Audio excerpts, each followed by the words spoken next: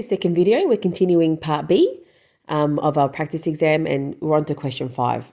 So here we've got a table where we have to convert between fractions, decimals, and percentages.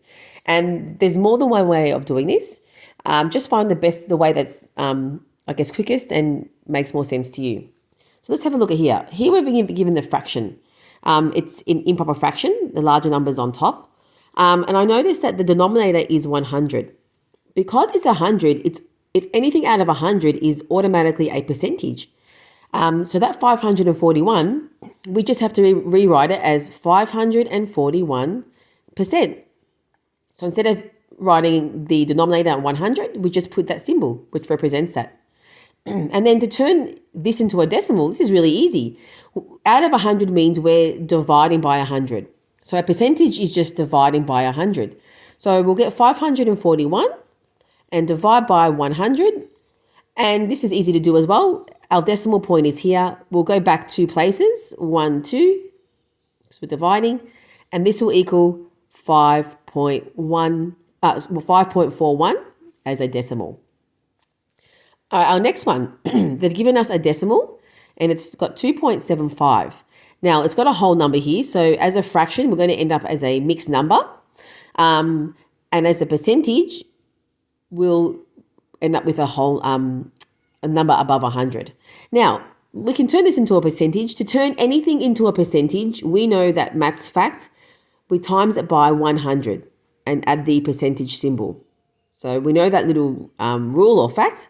So I'm going to get 2.75, and to turn that into a percentage, I just times it by 100.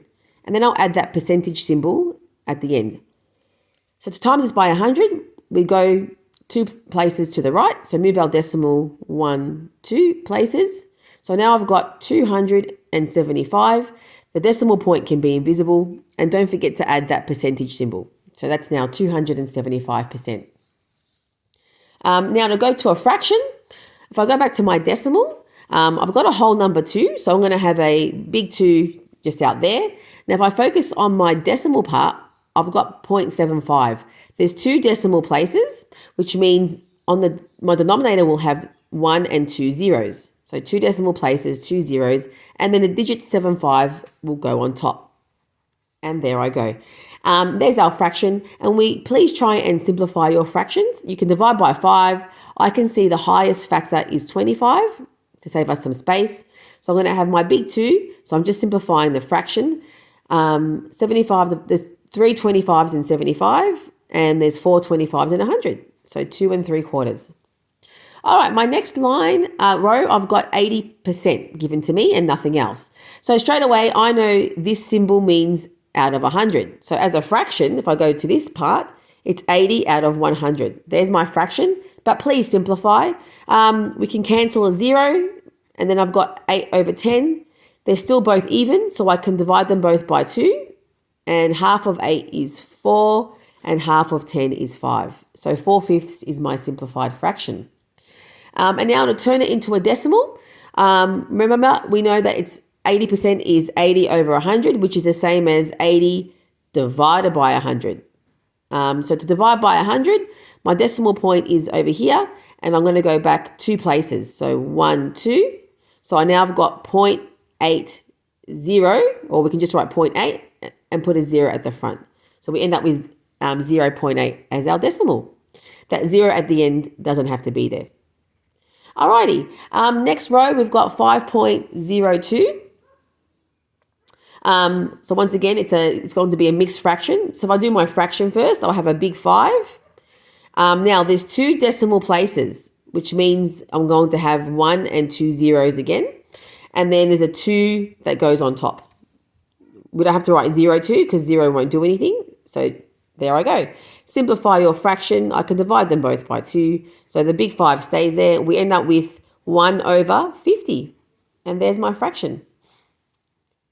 And now to turn this into a percentage, once again, we just have to times this by 100. So I've got 5.02. It's easy to stick with the decimal rather than multiplying this by 100. So times this decimal by 100. Nice and easy. This decimal point goes 1, 2 places. So I end up with 502. And don't forget to write the percentage symbol. So 502%. We're almost there. My next row, I've got 2 11ths. So now I've got a fraction and I've got to turn it into a decimal and a percentage. Now, the denominator is not 100. So I've got to turn this, I can times this by 100 and turn it into a percentage. But I might turn it into a decimal first, and it might be easier to turn the decimal into a percentage. So let's do that. Now, we know this is saying 2 divided by 11. So I'm going to set up an algorithm, and I may have to find a recurring pattern with this one. So remember the 2, if you push it down, it goes under here and the 11 out there. Get your decimal point ready because we're going to write our remainders as decimals.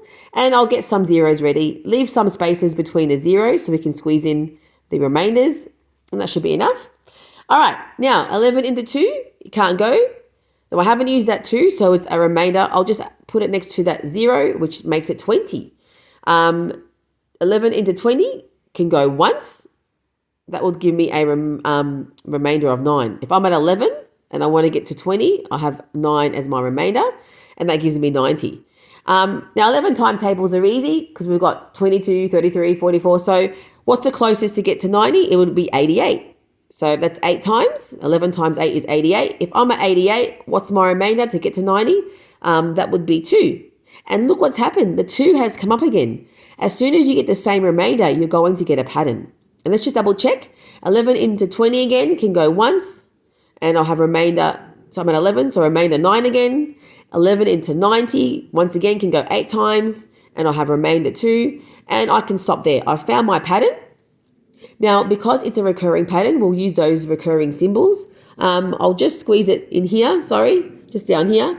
So this equals 0.18. So 0.18. And don't forget to put the dash across the 1 and 8. So that means 1 and 8 will keep repeating. It's recurring. And now I'm going to use this to turn it into a percentage. So I've got 0. Now I'll write 1818 just so I can have some extra digits. So I know that goes on forever. So 0.1818. And now I'm going to times this by 100. Times by 100 to turn it into a decimal, which means my decimal point will go 1 and 2 places to the right. So it's right there now. So I end up with 18. So I've got 18.18 and still put the dash across that 18. And don't forget to add your percentage symbol. So it's 18% point and 18 is continuous. So if I was going to round it off to the nearest percentage, it's approximately 18%. But that's how our final answer could look like. If you left yours as a fraction in fraction form, that's fine as well. But I've left mine as decimal. And the last one, now this one is always a tricky one. When students or anyone see this, 0.5%, they automatically think, oh, it's 50%. What they forget to realize is half is already a percent. So what it is half of 1, or we can say 0.5%, if that makes more sense. So it's not 50%. So to turn this into a decimal, I can just, remember, we're dividing by 100. So I might do that first. So I'm going to use 0.5 and divide it by 100 to turn that into a decimal. So I'm going to add some zeros here and go back 2 places, 1 and 2 just in there. So we've got 0. Now that's gone, so 0.5. 0.05 is my decimal. So not the final answer shouldn't be 0.5. A lot of people write that. It's 0.05. Okay? So what I did, I knew half as a decimal is 0.5 and then divided it by 100. Now, with the fraction, I can go back to my 1/2. Now, we know this percentage symbol means out of 100. So if I write it like that, it starts to look a little bit confusing. But I also know this fraction line means division. So I can write it like this, 1/2 divided by 100, which means to turn division to times, and that 100's over 1, I flip that. So we end up with the best option, which is 1/2 times 1 over 100. That's it. So to turn that into a fraction, I just got to times it by 1 over 100. That's the best option for this kind of question. And that would equal, well, 1 times 1 is 1 over 2 times 100 is 200. So that is your final answer as a simplified fraction. All right, so that table is all done. Now let's move on to the next question. So fill in the missing numerators and denominators. Okay, so we've got the star here telling us that point. Now remember, your starting point is your denominator. What is our denominator? That is how many spaces in one unit. So our unit, we've got 0 and 1. So that's this whole thing is 1 unit. So a unit is what's in between a whole number. What makes up a whole number? So we've got 1, 2, 3, 4, 5, and 6